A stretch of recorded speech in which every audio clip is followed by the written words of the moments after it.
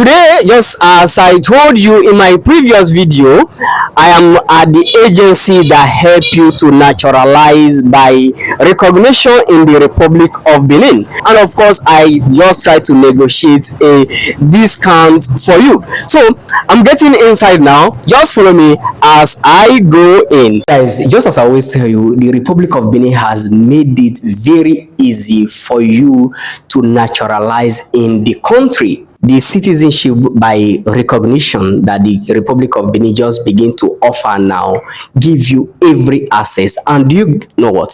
It is very affordable. So I was at the agency that help you do exactly that today.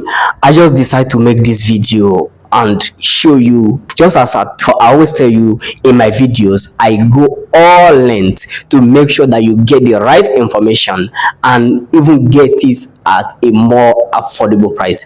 Now, under this video, I will drop a code and get a very big discount on everything. So see you in another video.